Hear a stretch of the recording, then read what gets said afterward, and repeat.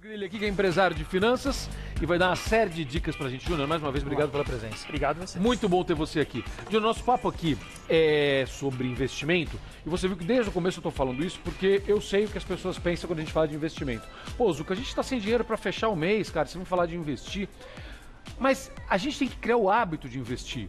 Não tem valor mínimo pra gente investir, tá certo? Tem que começar. Tá correto isso, Tá Júnior? corretíssimo. Na verdade, a gente precisa entender qual é o nosso relacionamento com o dinheiro. Como é que a gente se relaciona com o dinheiro? Se o dinheiro é apenas um meio para a gente pagar contas, ou se o dinheiro é um meio que proporciona a gente pagar contas, realizar sonhos, comprar sonhos e desejos, enfim. O relacionamento com o dinheiro é que está o X da questão para a gente começar a investir. O brasileiro é um povo que tem o hábito de investir?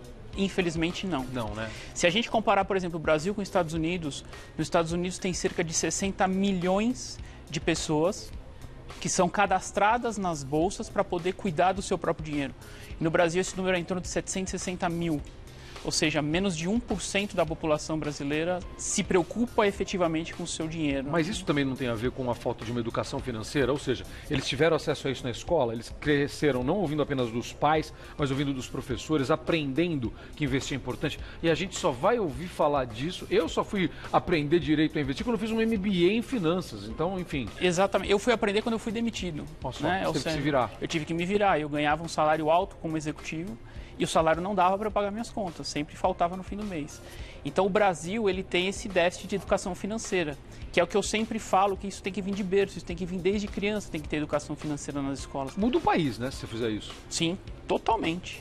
Porque a gente está criando uma base estruturada que tem uma outra relação com o dinheiro. O que acontece? Quando a gente tem uma relação positiva com o dinheiro, tem muita gente que acredita que dinheiro faz mal, dinheiro é negativo, que dinheiro é suado, etc.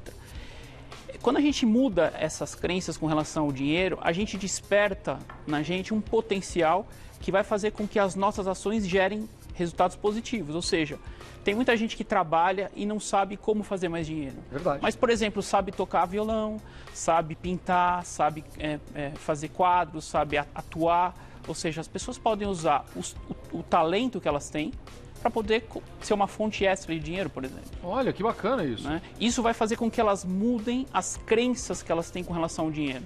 Então elas vão começar a olhar oportunidades que até então elas não viam e o resultado disso é um aumento de dinheiro, isso é efetivo. Né? Como é que a gente começa a poupar? Vamos falar então para o meu amigo querido, para minha amiga querida que está nos assistindo, que não tem esse hábito porque não sobra dinheiro. Não criou esse hábito porque nunca sobrou dinheiro. Por exemplo, todo mundo recebe troco. Tá. Né? Você recebe lá as moedinhas de troco e tal, Tá. tem moeda caída no carro. Sempre tem. Se você separar um lugar na sua casa onde você vai jogar o troco lá... Velho e bom cofrinho? Um velho e bom cofrinho, por exemplo. O hábito da moeda no Brasil não é tão forte como, por exemplo, nos Estados Unidos. Mas ainda se recebe 10 centavos, 50 centavos, Claro. 25 centavos em moeda, que muitas vezes fica caído. Tá. Então, se você junta isso tudo no final de um ano, você vai ter uma quantia que você pode colocar, por exemplo, até numa própria poupança, que é o que todo mundo conhece, né? Tá, mas vamos lá, então pra gente criar um hábito, para ajudar as pessoas a criar realmente esse hábito de investimento, de poupança, que eu acho muito legal.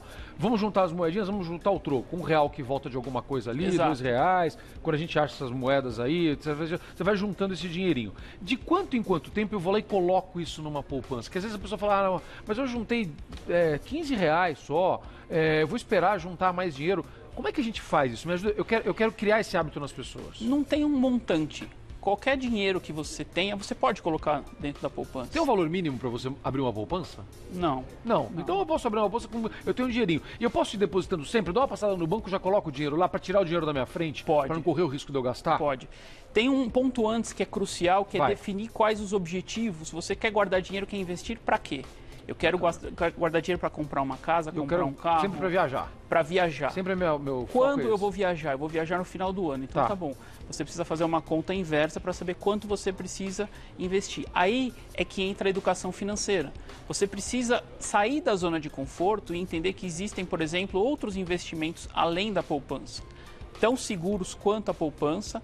Porque, na verdade, assim, o que é o investimento? O investimento é quando você empresta dinheiro para um banco, para o governo ou para empresas, e essas entidades te devolvem na forma de juros. Porque eles ganharam emprestando esse dinheiro para outras pessoas. Exatamente. Quando você empresta o dinheiro para o banco, você está correndo o risco da sua relação com o banco. Quando você empresta o dinheiro, por exemplo, para o governo, você está correndo risco em relação ao governo, entre aspas, quebrar, o que é muito improvável. Se você emprestar para o seu cunhado, você está você perdido, tá perdido, né, meu velho? exatamente. Então, Aí é complicado. Que os cunhados não fiquem chateados comigo, mas, né, prestar dinheiro para o cunhado é sempre um problema.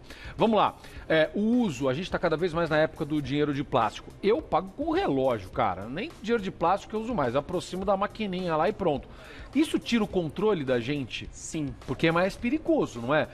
Parece tudo muito fácil pagar com dinheiro de plástico. Quando você tem o dinheiro papel, você sabe exatamente quanto você está pagando. Quando você paga com o cartão de crédito, com o cartão de débito, a gente perde um pouquinho esse controle se a gente não for mais cuidadoso, não é? Exatamente. Você tem que ter um controle mais apurado. Porém, isso pode te reverter benefícios que o dinheiro não te dá. Tá, por exemplo, vamos lá. Por exemplo, você pode pagar com cartão de crédito e ganhar milhas que paga a sua viagem, por exemplo.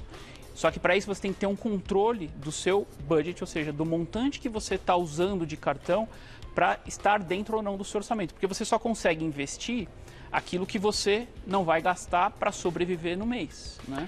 O que a gente pode pensar, como é que a gente faz esse foco para a gente cortar algumas coisas que podem transformar a nossa poupança? Dá uma dica para minha amiga dona de casa aí, para sobrar um dinheirinho. Por exemplo, vamos lá. No supermercado. Tá. Né? As pessoas costumam normalmente ir no supermercado mais próximo de casa. Às vezes, se ela andar 2 ou 3 quarteirões a mais, ela vai economizar 10%, 15%, 20%. Nossa. Né? Isso acontece comigo, particularmente. Ou seja, eu ando um pouco mais, porém eu economizo muito mais do que comprando próximo da minha casa. É verdade. Né? E às vezes, por comodidade, as pessoas não têm esse tipo de preocupação. Dentro de um supermercado, às vezes, escolhendo produtos. Existem produtos com qualidade tão boa quanto os produtos mais caros. É uma outra forma de economizar do ponto de vista prático. E hoje você tem a pesquisa que você faz pelo celular, Hoje, né? O celular te diz isso, né? Os aplicativos te dizem. Aplicativo de celular, ou seja, alguns supermercados já têm aplicativo onde você tem desconto em assinar aquele aplicativo. Você tem a lista que você recebe. Eu faço compra em atacado. Acabou, meu amor? Nosso tempo está acabando. Eu faço compra em atacado. E aí, às vezes, eu vou e não é necessariamente mais perto da minha casa, mas eu vou lá comprar porque eu sei que o preço vai ser menor. Exato.